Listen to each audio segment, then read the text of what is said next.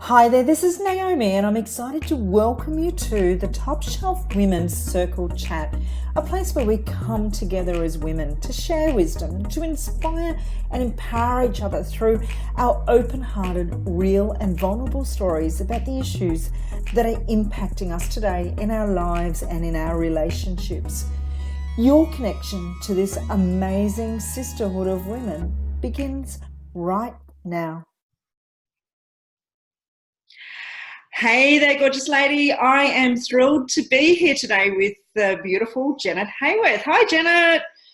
Hi, Naomi. How are you? Oh, look, I'm just awesome. And I'm thrilled that you're here to join us today for a chat, which is part of our expert interview series for the Top Shelf Women's Circle. And, I count myself as very blessed to have you in my circle of awesome women, Janet. So it's wonderful to have you here today. And as you know, the Top Shelf Women's Circle is really all about a collective group of women who come together to support and empower each other and to share our wisdom with an intention that we can all live a really good life and that we can be happy and healthy and, have that wonderful relationship that we all know we deserve and enjoy being a woman and all of that it brings today. And sometimes, being a woman is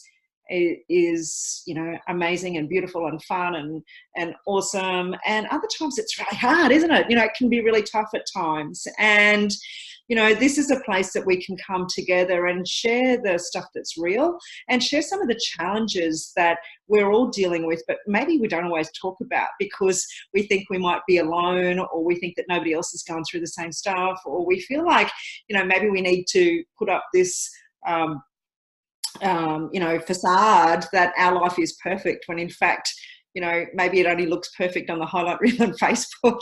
So this is about getting real and talking about the stuff that matters. So, once again, really great to have you here today, Janet. We're going to be talking about female hormones and all things female health. And so I thought of you, and I thought you'd be the perfect person to talk about that today, Janet. So, So Janet, would you like to start off by, I guess, sharing just a little bit about you and your interest in female hormones and female health, and what's led you to your path of now being a naturopath and doing a lot of work with women today? Oh, yes, that's a good question. And thanks for such a beautiful introduction, Naomi. It's a pleasure to be here. I feel very honoured. In health, why am I involved in women's health? Well, being a woman, That helps. I have experienced a wide range of women's health issues myself, and witnessed them as well as experiencing them. I've worked in health most of my life, having been a nurse for 30 years now. I realised pretty quickly that nursing was going to frustrate me because it had its own limitations, and so that and this is what helped me evolve to work towards noticing that or working away from treating health illness instead of treating illness as the modern medicine does in the hospital-based system, which we experience as our primary healthcare here in Australia. I can see your cat. Sorry, Janet, the cats are jumping around. I know, right? And I'll get to that because you'll just have to bear with me with my pussycats. They're so gorgeous. They're distracting me nicely, but it's basically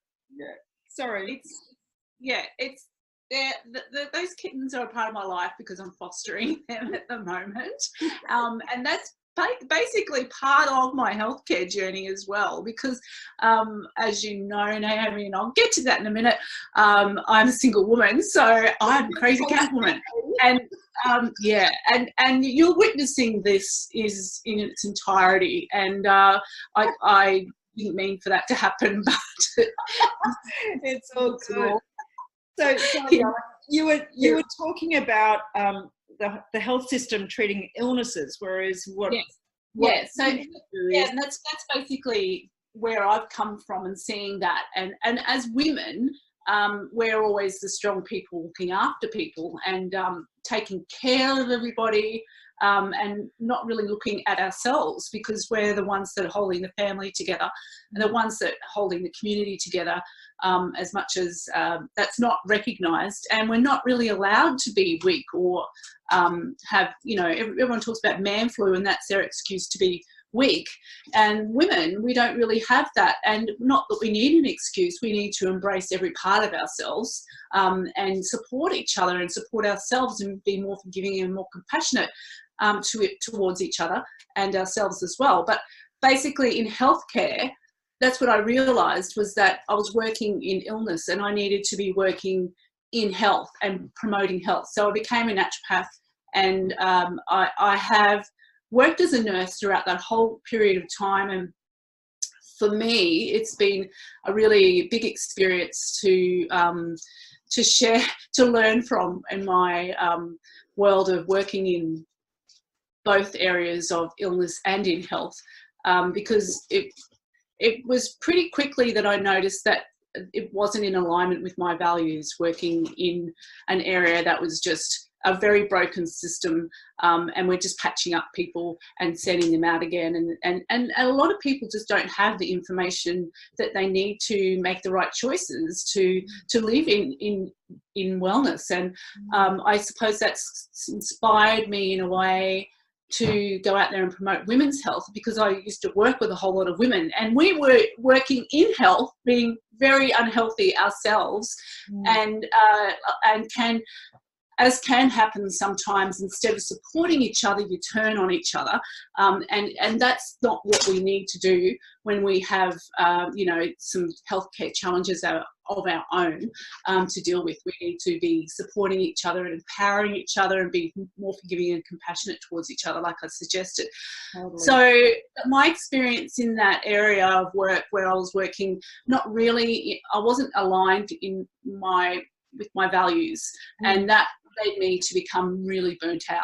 And I'm quite open and honest about that, because that's led me to be so passionate about helping women who are experiencing this themselves. Because it's just one thing that, again, we're not allowed to be weak, but we're so often giving to everybody else all the time. You know, by the time you get to my age, you're so many things to so many different people. Wouldn't you agree?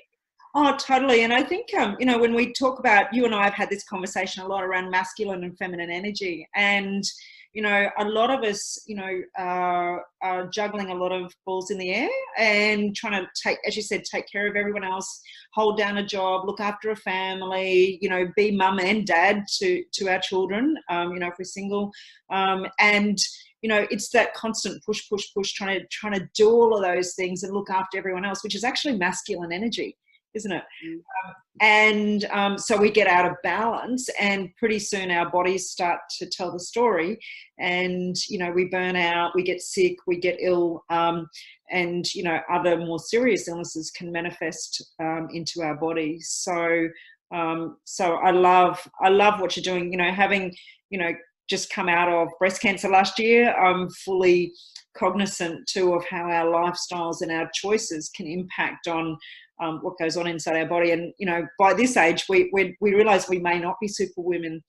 You know, in our earlier years, we might have been able to get away with it. But, you know, at this age, we kind of realise that it's going to take its toll, and we need to make some more healthy choices, yeah?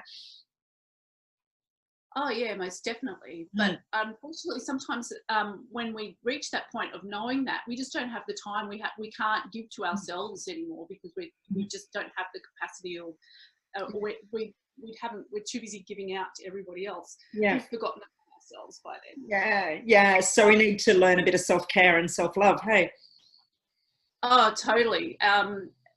It's just a number one thing in my agenda for women, is to basically learn that for themselves, because nobody's going to give it to us as well as we can give it to ourselves.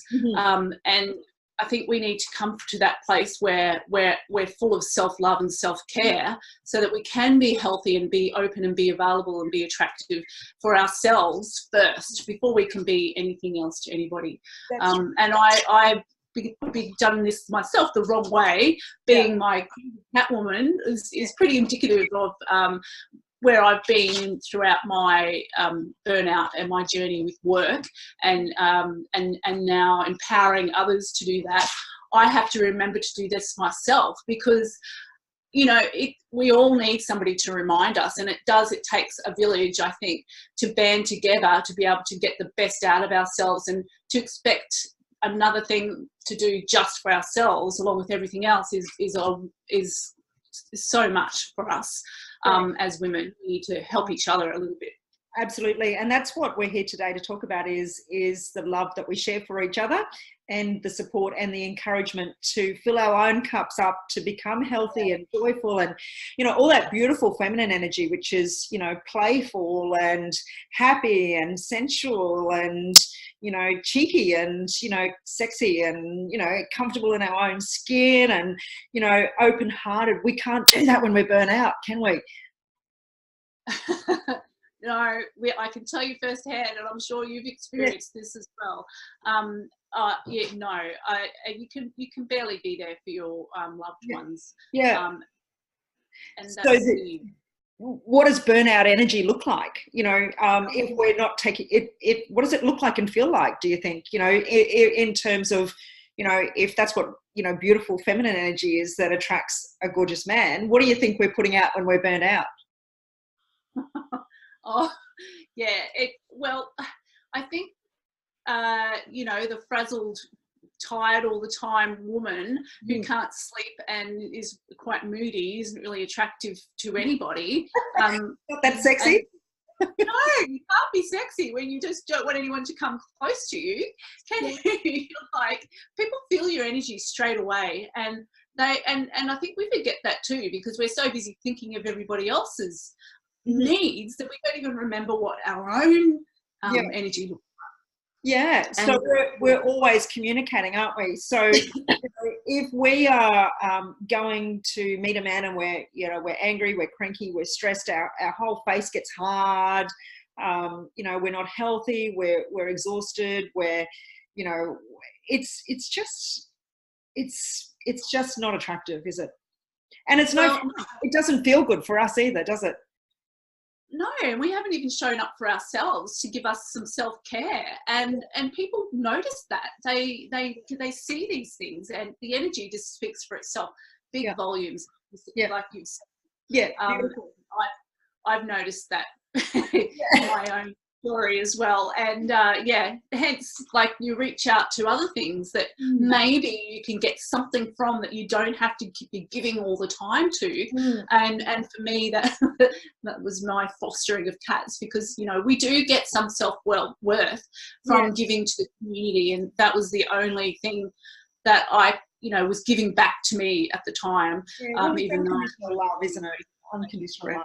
I'd rather have the love sector, and so and I'm starting to now that I'm unable, something that's giving back to me. Being a single parent, I don't have that.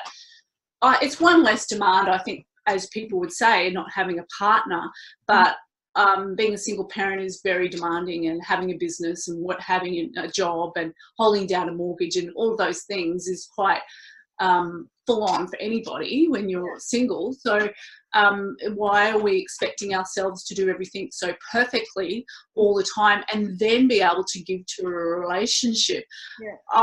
I'm in my journey, starting small with being able to give to society by looking after a couple of cats, but I've realized that I'd really like to open up my heart again to a relationship, and and your encouragement is very I'm very grateful for that. But we all have our own issues to deal with first before we can show up to do that, and as you know, and I see that in my clinic for in women's health as well. So I'm taking a note out of this, what I have to teach myself as well as teaching others. And I think that's why we do teach these things, with what we most need to learn ourselves. So I'm not perfect. Well, and we've had this conversation, beautiful Janet, around the the needing things to be perfect before we can have what we really want. And sometimes, you know, you're perfectly imperfect just as you are. Yes, yes, yeah, and this video will show that. Yeah, and you know, I used to say we're all a bit fucked up, you know, we're all a bit crazy. We just got to find someone that likes our kind of crazy, you know. So, That's right. Maybe it doesn't involve living with 7 cats, but so all right. So now coming back to the female hormone stuff that we were talking about earlier. So I understand that the 2 primary female hormones are estrogen and progesterone for women, and testosterone for men. So can you share with us, just really briefly on a high level, what are the main functions for estrogen and progesterone? And how would we feel if we were in balance? And how would we feel if we were out of balance for those? Yeah, sure. That's a good question. And I think for women up to a certain age or at any time, we can take it for granted. But as we get older, our estrogen and progesterone, which are primarily female hormones, the balance begins to change because we're aging. And estrogen is a beautiful hormone that if you've ever been pregnant, you're full of, and you're full of progesterone too, but they're nicely in balance and naturally.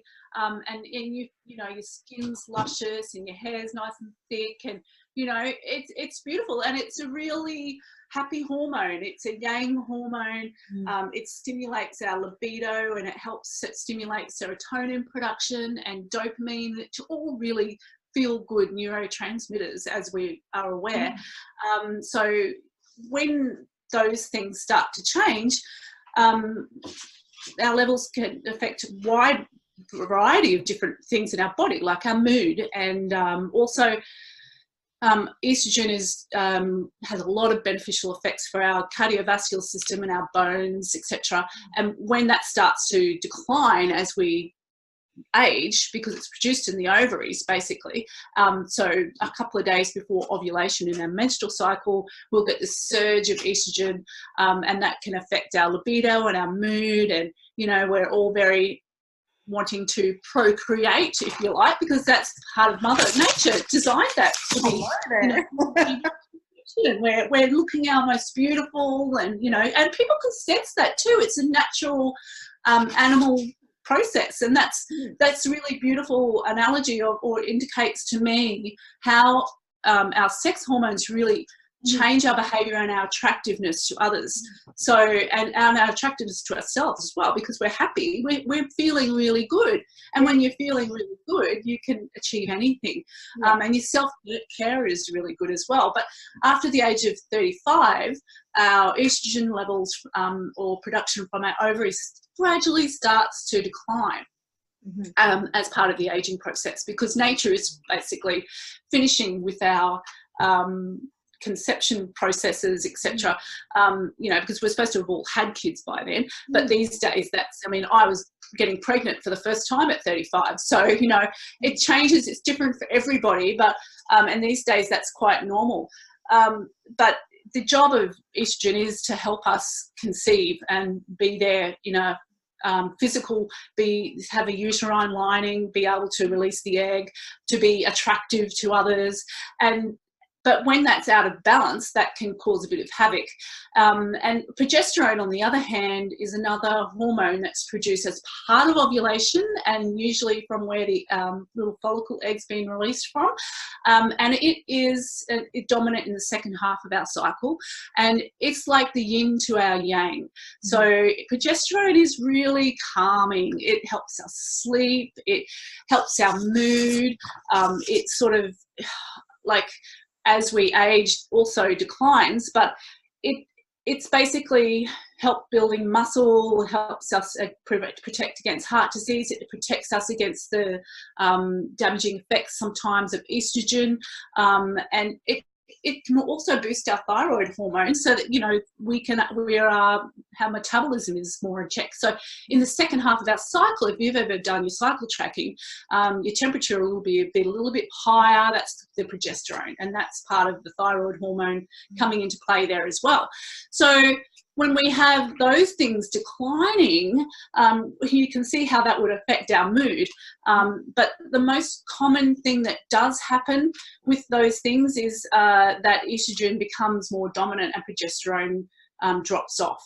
And that's basically due to a few different factors.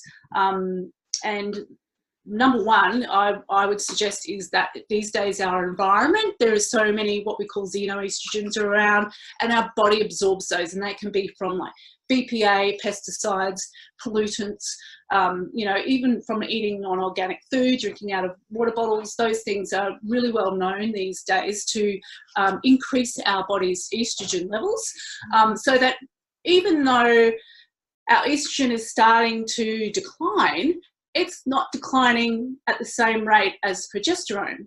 So progesterone being our nice calming hormone, estrogen is like a happy hormone, but when it's out of balance, it can cause things like fibrocystic breasts, like really sore, lumpy boobs. You can become really moody. You might have heard of people say it's estrogen dominance, and that estrogen dominance is a really dominating, moody, angry kind of, I'm here for, I've got a mission and I'm going to do it. And, you know, it kind of is not the calm. It lacks the calm of progesterone, and it doesn't have that balance. It lacks that, you know, balance of progesterone, which keeps it in check. So without that, we start to have some insomnia, our mood and our stress responses aren't as good, or they, you know, the neurotransmitters that help get released due to progesterone's presence aren't, you know, flowing as easily, and those things can lead to depression, anxiety. You know, an estrogen dominant person might have more heavy bleeding with their periods, clots with their periods, and they're quite moody and irritable because they're just not sleeping and they don't have those same calming effects of progesterone in their system. And that is the most common presentation these days, because of, you know, not only as we aging, moving through a decline of estrogen, progesterone, and the balance is more out of whack because of those environmental factors, but because, you know, the things that help us to excrete estrogen might be compromised. And those things in our body are the liver and the bowel. So if the liver's got a heavy load, then it can't metabolize estrogen as well as it should and excrete it out of our body through natural processes in the bowel, or they can get recycled through our body, and that adds to the load as well. So instead of being able to metabolize the estrogen you've got and excrete it normally and safely, it can actually be taken up again, reabsorbed and recycled. And that's when you can get some, of course, you get estrogen dominance and some of those symptoms associated with that. But you can also go on to have, you know, increased incidences of certain types of cancer, like breast cancer, ovarian cancer, cervical cancer, etc. Things that are responsive to hormones, for example. But that's, you know, part of what happens, and it's a dark side of the hormone picture, that really, and most women aren't aware of it. But the one thing I in my study of this came across that really inspired my passion for helping these women even more is that there's this, the Australian Bureau of Statistics have, if you look those up and you look at the cause of death by suicide for women, the highest rate for women is between the ages of 45 and 49. Wow. And that to me is telling. It's startling, it's quite scary, and that, you know, I think we need to be talking more about this and being more aware of our own needs and things that are affecting us and causing our stresses to change and influence our mood and self-care, because it's stress itself that really wipes out our calming hormones as well, because progesterone gets wiped out in the presence of cortisol because your body's too busy saving your life as part of a stress response, producing cortisol to actually be able to produce the prednisone calming hormone. So it's a triple whammy, and it's like we expect by this stage of our lives to have everything in order, and it's our expectations of ourselves, society's expectations, and the fact that we don't know where to start. We feel really alone and isolated. I think that makes us sort of feel less likely to talk about these things. Yeah, but really important points, Janet. And you know, from what I've just heard you say, if I could try to summarize it in just a couple of short sentences, what I'm hearing you say is that you know, we all come into the world with these beautiful female hormones of estrogen and progesterone, and everything seems to work pretty well up until a point, which is maybe around about that 35 or onwards, or at times when we start to go through a significant amount of stress ongoing, or, you know, through a particular incident or whatever. But then once we get a little bit out of whack, it can make us show up in ways that feel exhausted, burnt out, you know, moody, not loving our bodies, not feeling happy, not feeling healthy, not feeling energized, and feeling quite scattered with our emotions. Is that fair? Oh yeah, totally. Yeah. But I need to point out though that it's not the same for everybody. Everybody is different, and it's it really does depend on a few things, like I've said, with body systems, but also how much stress you've carried in your life, and that is the most important factor I see. And as you know, if you've had a huge load of stress in your 30s, your reserves to be able to deal with stress, or you're already adrenally depleted or burnt out, you may have a more difficult, these symptoms may be more significant for you. People get through it and breeze through it, and they say, oh no, I was fine. And, you know, and that's what we want for everybody. We want that for everyone. And everybody is different. But yes, that's, to me, how it does play out and what I see. Yeah, beautiful. Beautiful. So in terms of, I guess, you know, coming back into balance, what I'm hearing you say is that we really need to understand our hormones and the functions of our hormones, understand how our lifestyle choices, so our stress, you know, our self-talk, our self-care, the sort of environmental stuff, like, you know, what we're eating, what we're consuming, you know, the pesticides, you know, all of those sort of things, you know, will have an impact. So it's really about bringing awareness and then finding a pathway to be able to bring all of that together with self-love and honouring that we deserve to be taken care of, because if we don't take care of ourselves, we're not going to have anything to give to anyone else, and we're not going to be attractive. Nobody's really going to want to give to us while we're basically an empty, burnt out vessel. Yeah. So the yummier that we get as a woman, the more joyful, the more healthy, the more vibrant, the more you know, gorgeous that we feel, the more yummy that we feel, the more love that we actually attract. Yeah. Absolutely. And that is it in a nutshell. The one thing you can do is take care of yourself and stress less. Your body will respond to that. Your energy will respond to that, and other people will respond to that. And I think you hit all the nail on the head. The one thing you can do is just better self-care. Self-care, yeah. And, you know, that can be easy to say, but sometimes challenging to do when we've had so many years of, you know, patterning around, you know, push and do more and be more and, you know, have more and take care of everyone else, and all of this sort of masculine energy that we've been running on for so long. It's deeply embodied in who we are, yeah, and our sense of identity. So it's about finding a new way of being that's a little bit more gentle and caring and you know, deserving for ourselves to actually have that sense of peace and joy and happiness and calm within us, so that we can then go out and create more of what we actually want in our life. Yeah.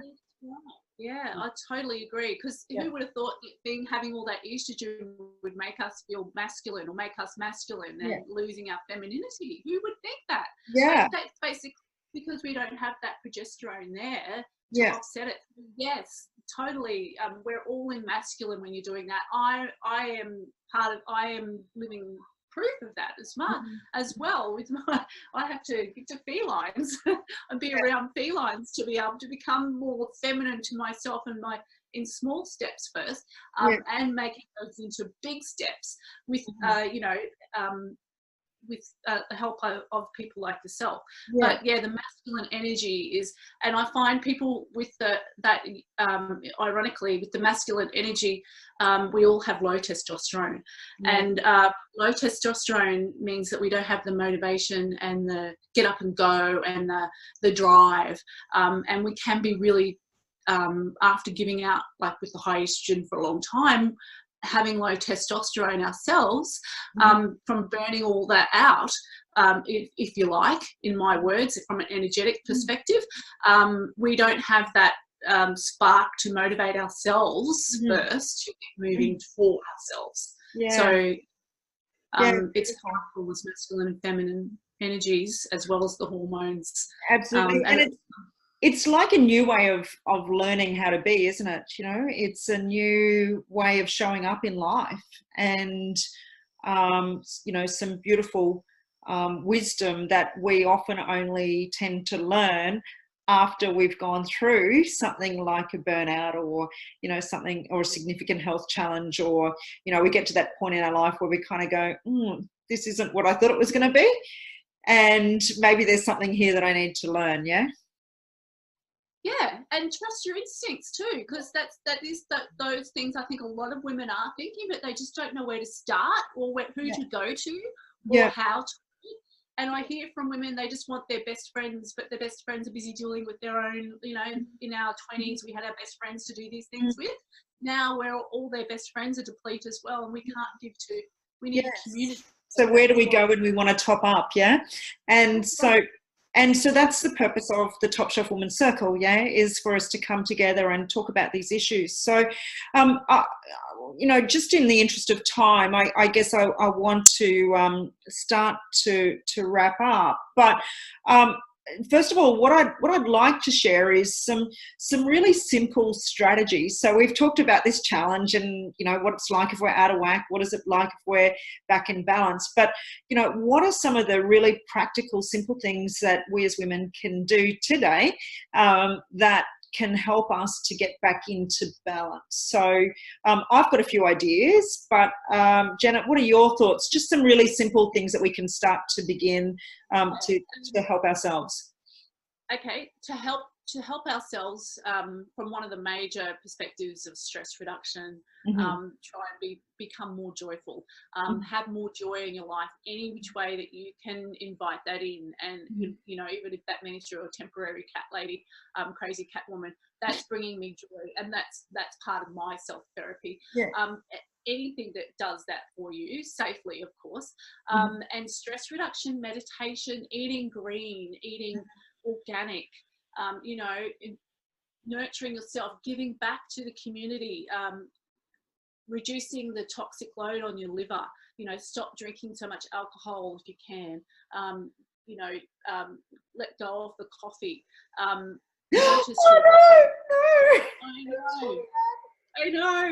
know. We're all the same. I'm a naturopath. I'm the same. I struggle with it too.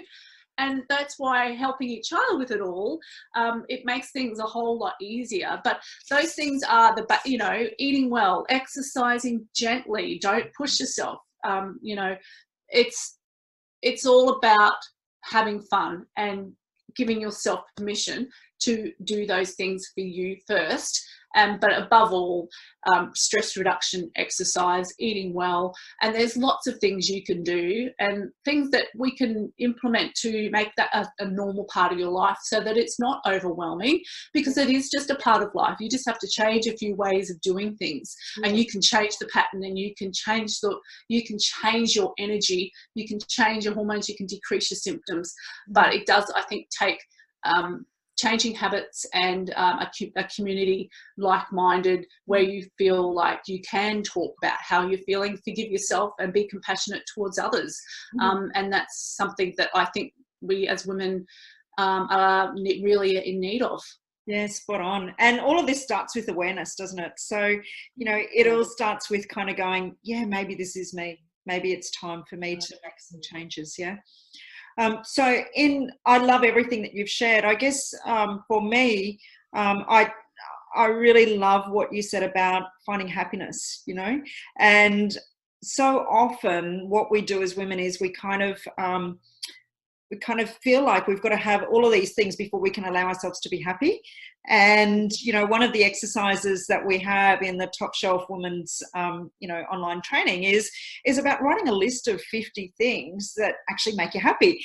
And, those things might be smelling a flower, in a garden. It might be playing with a kitten or a puppy. It might be going to see a chick flick. It might be, I don't know, like, having a walk on the beach, or, any of those things. It doesn't have to mean spending a lot of money, although, it can be fun to go and buy a new lipstick or a new pair of earrings or whatever too.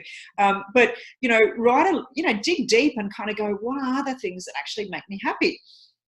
And, write a list of 50 of them, and then commit to doing, at least 5 of those a week. And deliberately and purposefully, choose to make yourself happy, because we wait for happiness to come and find us, but sometimes we got to go out and actually find it first, don't we? So, and give ourselves permission to do the things, that actually makes us happy. Makes us feel good. We all know what makes us feel good, but we don't always do it. So it's about consciously making a choice to be happy. And when we do make a choice to be happy, from an energetic perspective, we actually resonate at a higher emotional energy, and we become attractive to people when we're happy. And we draw in lots of cool stuff when we're happy. Whereas when we're, miserable and grumpy and burnt out, and nobody wants to be around us. That's right. That's so true. A happy person is an attractive person. Exactly. Estrogen spikes just before ovulation, so that we're happy and attractive. Yeah, exactly, right. So things that we can do to boost our estrogen, in my mind, are things like going and getting a massage, going and getting a pedicure, getting our hair cut, catching up with girlfriends and just having a good old chat, opening up your heart, all the things that kind of make you feel like a woman, just allowing yourself to receive rather than feeling like you've got to be the one to do everything for everyone else. Estrogen to me is about, self-love, and about, giving back to ourselves and feeling happy and beautiful. Yes, that's right. And you hit the receiving part is really a really valuable thing for me, because that's what we don't do when we're giving out all the time. And because we're masculine, right? So you got to go back into your feminine and learn how to receive. And if that means going and paying somebody to, my daughter and I like to go to those foot spas, and we sit there and have our feet in the, in the massagey chairs, and put our feet there. We have our toenails done and stuff. And it's, I deliberately have taken her from a young age to get her used to it, because we never learned this stuff when we never learned how to receive as young girls, did we? No, that's absolutely right. Yeah. And it's still a lesson. For me, I still struggle with that. Yeah. So I hear you 100%. Yeah. And so those are the things that we can start to do, as well as the health things that you mentioned around, what we're eating and drinking and our lifestyle, being aware of, just tuning in, how am I feeling today? Am I feeling tired, exhausted, stressed?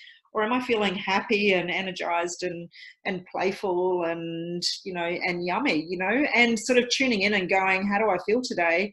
And what am I choosing that's making me feel that way? And what else might be possible for me to choose to help me to feel something different? Yeah. Yeah. And eliminating those things that are making you feel anything but beautiful and happy, and getting rid of all those toxic, environments that you put yourself in. It doesn't matter if that's food or if that's relationships. Those are the things that you need to go from your life, because they are impacting on your health in so many ways. Totally. Having a bit of an assessment of all of the things that are making us feel good and all of the things that are not making us feel good.